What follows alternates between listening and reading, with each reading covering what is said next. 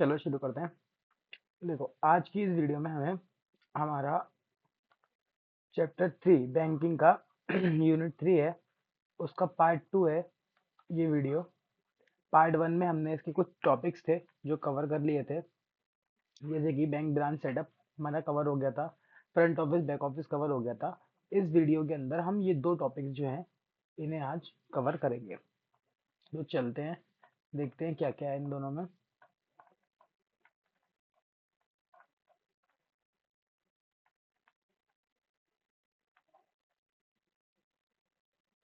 ठीक, तो पहला टॉपिक जो हमें कवर करना है वो सिक्योरिटी अरेंजमेंट इन ब्रांच इन बैंक ब्रांचेज है।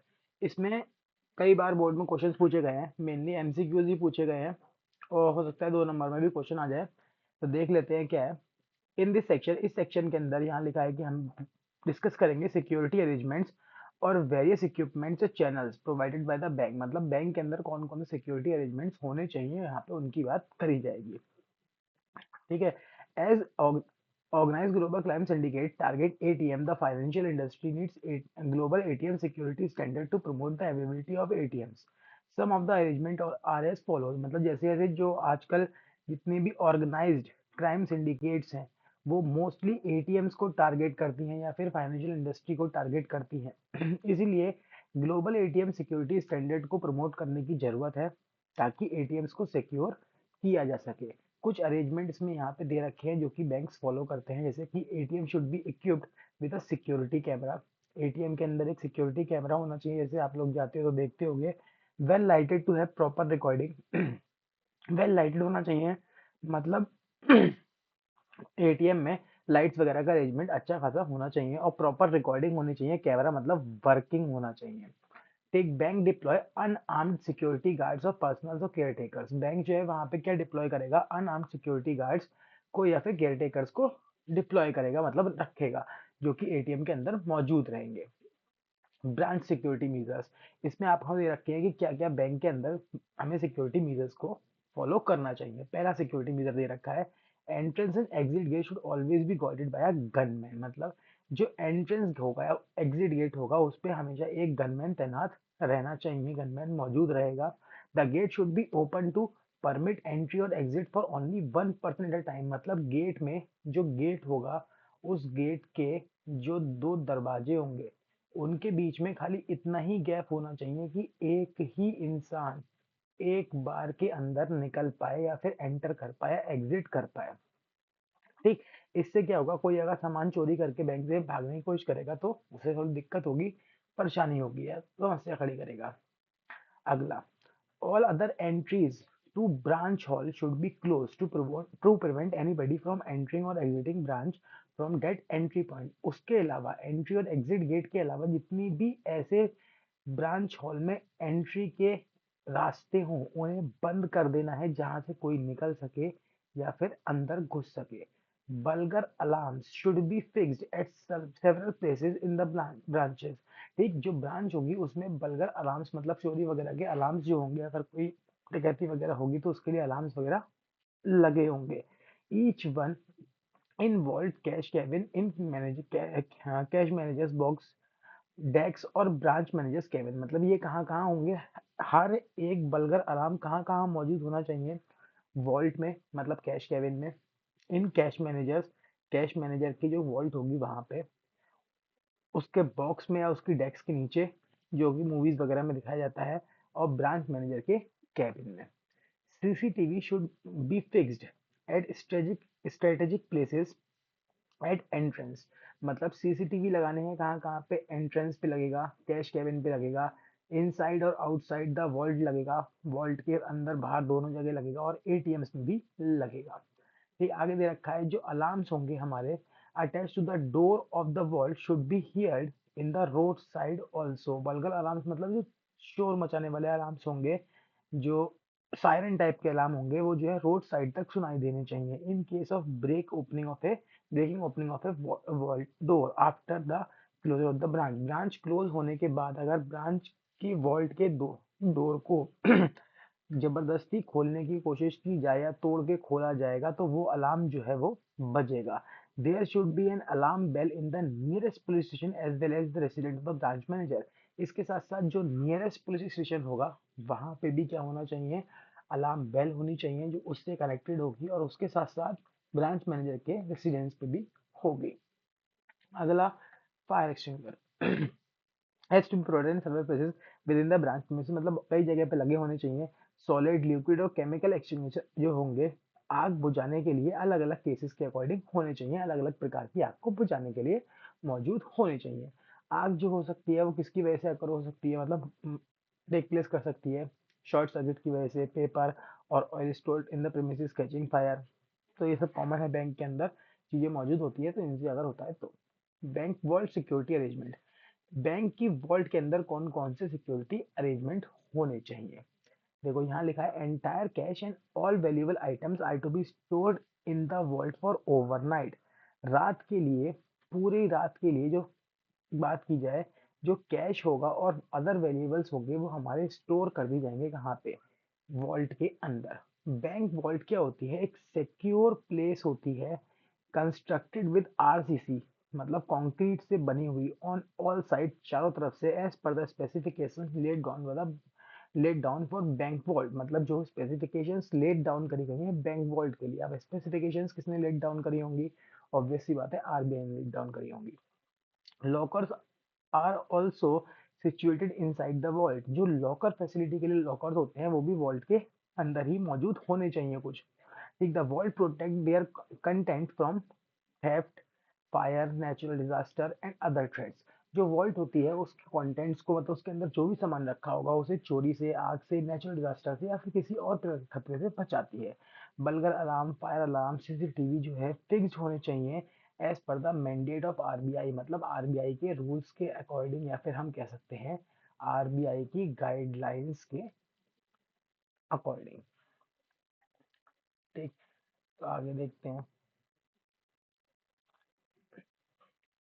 RBI has stipulated safety measures, RBI ने कुछ मेजर्स बता रखे हैं, ऐसे क्या क्या है। पहला, main entrance should be provided with shutter gate, main entrance पे शटर गेट्स होने चाहिए after business hours. Business hours मतलब अगर हम बात करें बैंक में 9 बजे से काम शुरू होता है, 9 से 4, इनके बाद जो शटर होगा शुड बी हाफ क्लोज, उसे आधा बंद कर दिया जाएगा ताकि कस्टमर और कोई भी एल्स इंसान बैंक प्रीमिसेस के अंदर ना आ सके। कैशियर का कैबिन जो है वो एंट्री और एग्जिट से दूर पॉसिबल होना चाहिए। इमरजेंसी लाइट्स जो है वो इंस्टॉल होनी चाहिए और हमेशा वर्किंग कंडीशन में होनी चाहिए। विंडोज हो गए, वेंटिलेटर्स हो गए, उन पे ग्रिल्स वगैरह लगे होने चाहिए ताकि कोई चोर वगैरह अंदर ना घुस सके। पोजिशनिंग ऑफ गार्ड, गार्ड्स की पोजीशन चाहे वो आर्म्ड हो चाहे अनआर्म्ड हो should be decide keeping in the view of the location of the branch, branch की लोकेशन के अकॉर्डिंग होनी चाहिए। Assessment of the possibility of security threats या फिर थ्रेट्स के अकॉर्डिंग होनी चाहिए। Currency chest branches should also have two armed guards throughout the day and night to ensure round clock security safety, sorry। ये currency chest branches जो होंगी, currency chest branches मतलब जहाँ पे आरबीआई का पैसा रखा जाता है, जो आरबीआई के पास बैंक्स को अपने डिपॉजिट का शेयर रखना पड़ता है, जिसे हम लोग सीआरआर कहते हैं। वो अब आरबीआई तो मेन ऑफिस तो बहुत दूर है, वहां रोज तो जाना पॉसिबल नहीं है, तो करेंसी चेस्ट बनाती है आरबीआई कुछ वहां पे वो पैसा रखा जाता है। तो वहां पे अगर ऐसे कोई ब्रांच है तो उस ब्रांच में 2 आर्म गार्ड होने चाहिए पूरे दिन और पूरी रात में, जो कि उसकी राउंड द क्लॉक मतलब 24 आवर्स, अगर हम बात करें चौबीसों घंटे क्या करेगी, सेफ्टी को देखेगी। नाइट लैचेस, नाइट लैचेस क्या होते हैं, नाइट लैचेस एक टाइप का लॉक होता है। ये लॉक क्या होता है, शायद मैंने पहले भी बताया। इस लॉक में एक फैसिलिटी होती है कि जैसे ही आप ओपन करके दरवाजा दोबारा से छोड़ते हो, रिलीज करते हो, जब वो बंद होता है तो वो ऑटोमेटिकली लॉक हो जाता है। वो होना चाहिए कहाँ पे, कैशियर की कैबिन पे। ठीक, grill gates to vaults, vaults के ग्रिल गेट के पास, अलार्म सिस्टम्स के पास होने चाहिए। इसके अलावा हॉटलाइन कनेक्शन होना चाहिए पुलिस स्टेशन का, पुलिस कंट्रोल रूम का, फायर ब्रिगेड का। Auto dialer should be provided to currency chest branches, इसके अलावा ऑटो डायलर भी होना चाहिए करेंसी चेस्ट ब्रांचेस के पास।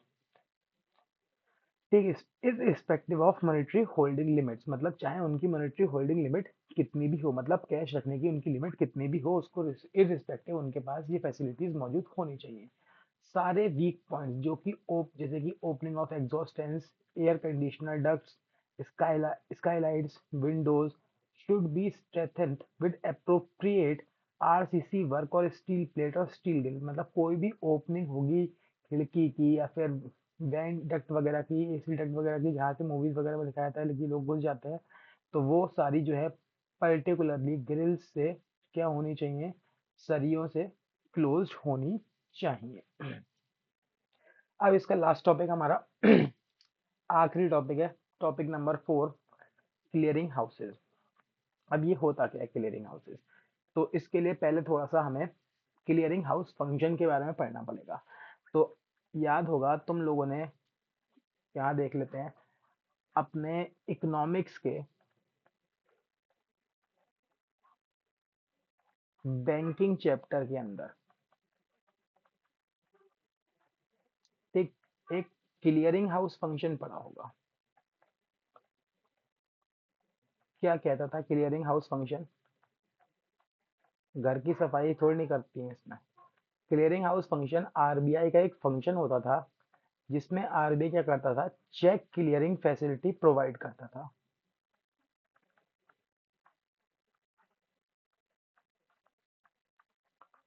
ठीक, कैसी सिचुएशन थी? सपोज करो ये मैं हूं और ये तुम हो।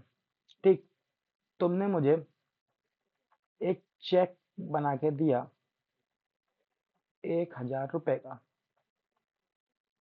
अब तुम जो चेक काट के दोगे अपनी चेकबुक में से, तो तुम्हारी चेकबुक एक तुम्हारे बैंक की होगी। सपोज कर लेते हैं तुम्हारा बैंक है एचडीएफसी बैंक। अब जरूरी थोड़ी नहीं है कि तुम्हारा और मेरा बैंक हमेशा सेम हो। मेरा मान लो एसबीआई है। तो अब समस्या ये है, तुम्हारा जो चेक होगा वो तो एचडीएफसी बैंक का होगा। ठीक, मैं इसे अपने बैंक में डिपॉजिट करूंगा, जमा करूंगा। तो इस चेक को जमा करने के लिए पहले के टाइम पे बहुत लंबा प्रोसेस होता था, मतलब एक प्रोसीजर फॉलो करना होता था। अब तो ऑनलाइन हो गया ये प्रोसीजर। तो किस तरीके से ये चेक क्लियर होते थे, मतलब तुम्हारे बैंक अकाउंट से पैसे कट के कैसे मेरे बैंक अकाउंट में आते थे, इसमें आरबीआई का एक बहुत बड़ा रोल होता था। उस काम को करने को कहते थे क्लियरिंग हाउस फंक्शन। मतलब आरबीआई चेक को क्लियर करने की फैसिलिटी प्रोवाइड करता है, इसे क्लियरिंग हाउस फंक्शन कहा जाता था। अब इसमें होता क्या था, इसमें बहुत सिंपल सा केस होता था। अब इसको आगे देख लेते हैं। जैसे कि सपोज करो तुमने मुझे चेक दे दिया, मैंने ये चेक अपने बैंक में लगाया, तो बैंक अब क्या करेगा, बैंक पहले तो दिन भर, पूरे दिन देखेगा कि उसके पास और कितने चेक आते हैं। ठीक, एचडीएफसी बैंक के सपोज करो उसके पास इतने चेक एचडीएफसी बैंक के आए, तो वो इन सब चेक्स को कलेक्ट करेगा और इन्हें आरबीआई के ऑफिस तो भेजना पॉसिबल नहीं है। तो आरबीआई क्या करता है, इनके लिए क्लियरिंग हाउसेस बना देता है। ठीक, ये क्लियरिंग हाउसेस बना देता है, आरबीआई इन्हें चेक दे देता है। अब ये क्लियरिंग हाउस क्या करते हैं, जैसे ही हमारे बैंक वाले मतलब एसबीआई वाला मेरा बैंक वाला ये चेक क्लियरिंग हाउस को देगा, तो ये क्लियरिंग हाउस क्या करेगा, ये हम एचडीएफसी बैंक को ठीक एक नोटिफिकेशन भेजेगा, एक मैसेज भेजेगा कि भाई हमारे पास एक चेक आया है 1,000 रुपए का, फला फला नाम के नाम से इंसान ने इस इंसान को दिया है। ठीक, अगर एचडीएफसी कंफर्म करेगा कि हाँ ये सही है, ये इंफॉर्मेशन सही है, तो जो ये क्लियरिंग हाउस होगा, ये क्लियरिंग हाउस पता है क्या करेगा, एचडीएफसी के खाते, एचडीएफसी बैंक अकाउंट के खाते में से 1,000 रुपए माइनस कर देगा और एसबीआई के खाते में 1,000 रुपए प्लस कर देगा। आपको ये कैसे कर देगा, अब देखो कैसे कर देगा। आरबीआई की अगर मैं बात करूं तो हमें पता है आरबीआई होता है हमारा बैंकर्स बैंक, बैंकों का बैंक होता है। तो आरबीआई के पास इन दोनों ही बैंक्स के क्या होंगे, अकाउंट्स होंगे। तो आरबीआई इन दोनों के बैंक अकाउंट्स की डीलिंग कर लेगा। अब इसमें ये तो एक ब्रांच का एग्जांपल लिया है हमने, हो सकता है एसबीआई की ऐसी बहुत सारी ब्रांचेस हो, कई ब्रांचेस हो सकती हैं, ऐसा थोड़ी नहीं है खाली एक ही ब्रांच होगी, हो सकता है एसबीआई की और ब्रांचेस हो। तो क्या होगा, एसबीआई अपनी एक किसी ब्रांच पे ये सारे चेक्स को कलेक्ट करेगी, चाहे वो किसी भी बैंक के हुए, और फिर उन्हें क्लियरिंग हाउस को भेजेगी, और फिर क्लियरिंग हाउस इनकी बात करेगा। ठीक, तो अब पहले के टाइम पे, आजकल तो भाई इन्हें स्कैन करके ऑनलाइन भेज दिया जाता है, स्कैन करके भेज दिया जाता है, पहले के टाइम पे इन्हें बाय पोस्ट भेजना था, तो उसमें बहुत समय लगता था। आजकल जो है तब भी आपका 3 दिन के अंदर चेक क्लियर हो जाता है, अगर दूसरे दूसरे बैंकों का है, और सेम बैंक का है तो 1 दिन के अंदर क्लियर हो जाता है। ठीक, तो ये चीज होती है इसमें। अब इसमें एक चीज और होती है रिटर्न क्लियरिंग नाम की, वो भी आपको इसमें आगे पढ़ने को मिलेगी, तो वो भी बता देता हूँ रिटर्न क्लियरिंग क्या होती है। रिटर्न क्लियरिंग क्या होती है, अब देखो इतने सारे चेक्स जाते हैं, अब जरूरी थोड़ी नहीं है कि फंड्स आरबीआई के पास मौजूद हो, मतलब इन बैंकों के खातों में कोई भी और बैंक भी ले लो, आईसीआईसीआई बैंक ले लो या कोई और बैंक भी ले लो, पीएनबी ले लो, ठीक, सबके बैंकों में इतने फंड्स अवेलेबल हैं, कुछ कुछ के बैंकों में फंड्स जो हैं वो कभी कभी अवेलेबल नहीं होते हैं, तो ये ब्रांचेस क्या करती हैं, उन चेक्स को रिटर्न कर देती हैं, तो इसे कहा जाता है रिटर्न क्लियरिंग। ठीक, तो ये भी हमें इसमें देखने को मिलेगा, आगे नोट्स में पढ़ने को मिलेगा।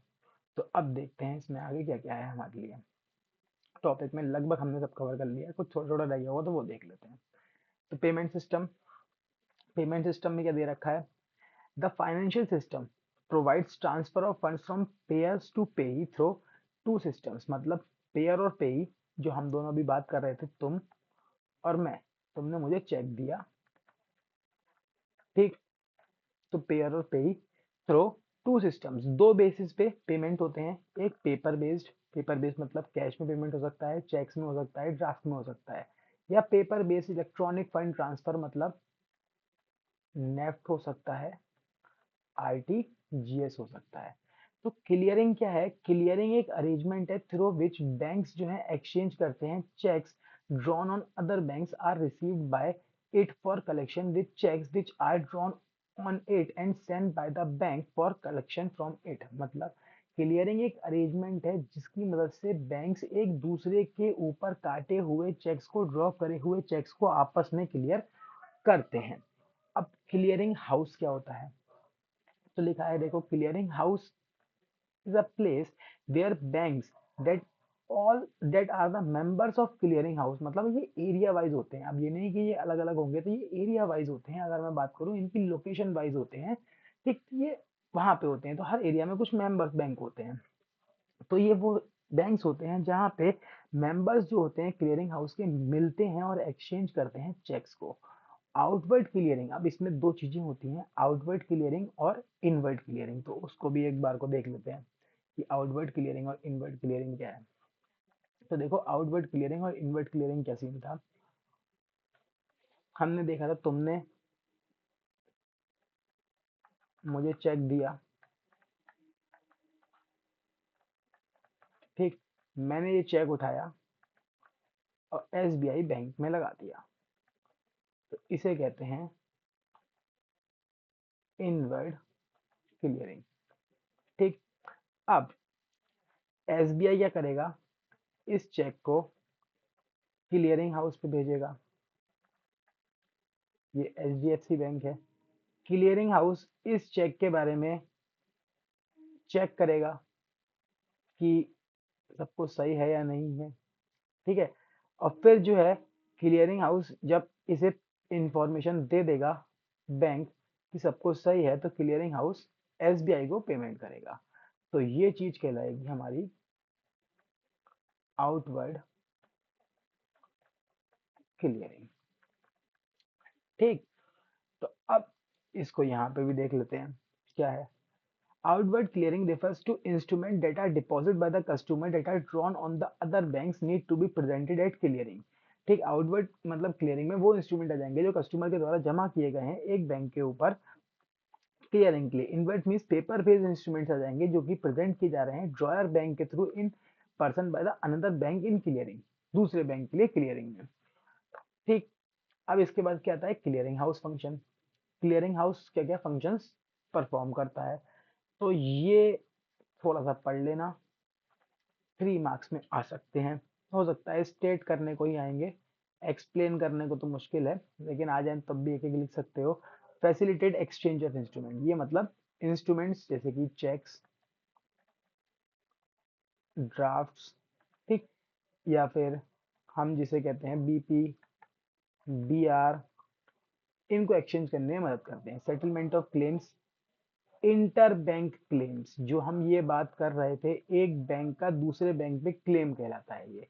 एसबीआई जो है, ये हमारे वाले एग्जांपल में एचडीएफसी बैंक से पैसे लेगा, तो ये इंटर बैंक क्लेम हुआ, तो ये इस क्लेम को सेटल करने में मदद करते हैं। सेटलमेंट विद मेजर बैंक्स, ज्यादातर सेटलमेंट विद सेंट्रल बैंक, जैसे मेजर बैंक के थ्रू सेटलमेंट होता है और सेंट्रल बैंक के थ्रू सेटलमेंट होता है। Clearing houses clear and settle transactions relating to various types of paper based instrument like cheque, draft, ये तो हमने पहले ही पढ़ लिया। इंटरेस्ट, डिविडेंड, वारंट्स एक्सेट्रा, मतलब चेक क्लियरिंग हाउस जो है वो सेटल करते हैं ट्रांजेक्शंस को, अलग अलग टाइप के पेपर बेस्ड इंस्ट्रूमेंट्स को क्लियर करते हैं, जैसे चेक्स हो गए, ड्राफ्ट्स वगैरह हो गए हमारे। Normally clearing activities carried by out a clearing house appointed by a central bank. Clearing house को देखो सेंट्रल बैंक अपॉइंट करता है, ये भी मैंने तुम्हें बताया था, but it can be outsources to a vendor also or carried out by another bank appointed by a central bank. लेकिन इसे किसी वेंडर को भी आउटसोर्स किया जा सकता है, या कोई दूसरा बैंक भी आरबीआई के द्वारा, सेंट्रल बैंक के द्वारा अपॉइंट किया जा सकता है। क्लियरिंग प्रोसेस इन इंडिया, अब इंडिया के अंदर क्या क्या मैटर है, तो लगभग हम बात कर चुके हैं, बस खाली पढ़ना पढ़ना रह गया। Clearing system is local, clearing system हमारे देश में लोकल है, confined to the defined jurisdiction covering all the banks and branches situated in the area under a particular zone, मतलब इसके अंदर पर्टिकुलर जोन में एरिया के अंदर जितनी भी ब्रांचेस होंगी वो सारी आ जाती हैं इसके जुरिडिक्शन के अंदर।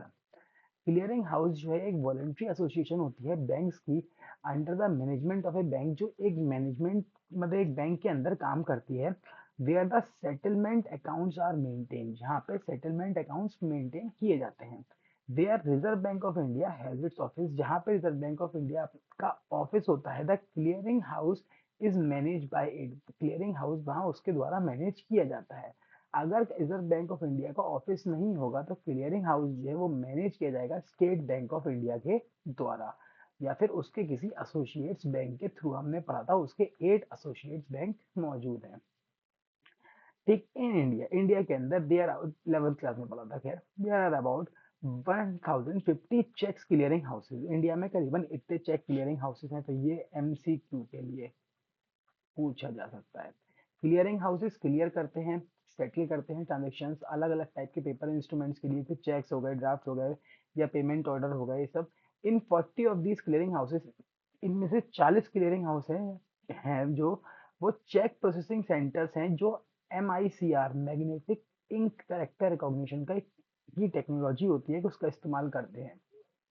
ठीक, एट 14 पे क्लियरिंग हाउसेस पे MCR cheque processing system are propose to be set up, set up करने की पेशकश रखी गई है सरकार के द्वारा। Reserve Bank of India has issued uniform regulations and rules for the bankers clearing houses which has been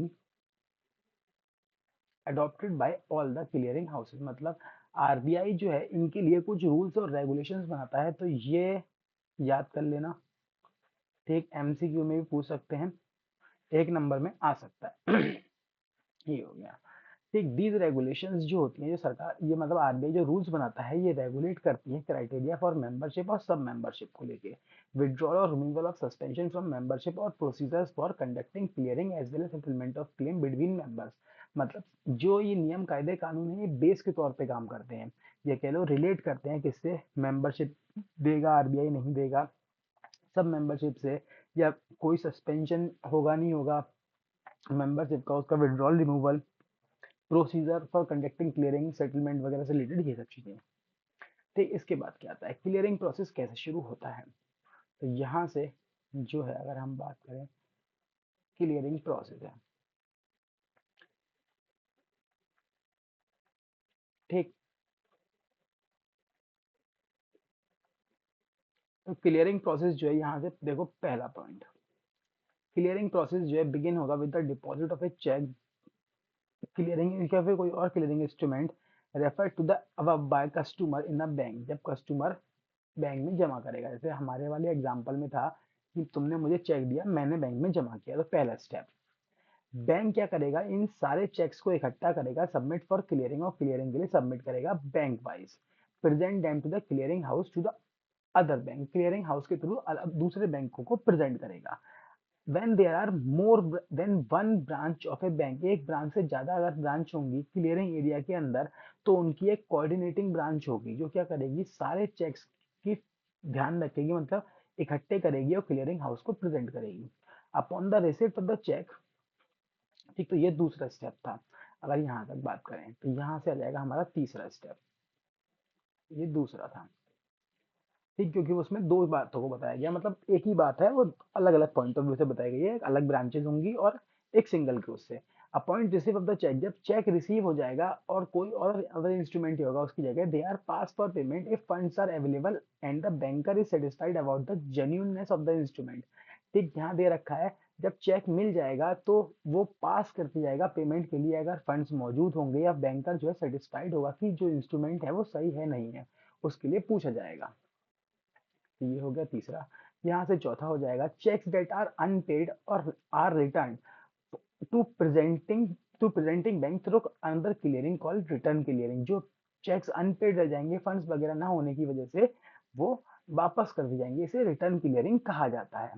तो ये हो गया चौथा स्टेप, एक नंबर में रिटर्न क्लियरिंग को भी पूछा जा सकता है, ठीक। Realisation of funds occur after the completion of return clearing by the absence of an unpaid cheque, मतलब जो फंड्स का रियलाइजेशन होगा, रिलीज करे जाएंगे या मिलेंगे हमें किसी भी बैंक को, वो तब हो जाएगा जब रिटर्न क्लियरिंग का प्रोसेस कंप्लीट हो जाएगा। तो ये 4 नंबर में पूछ सकते हैं, ठीक। अगला, सेटलमेंट ऑफ फंड्स।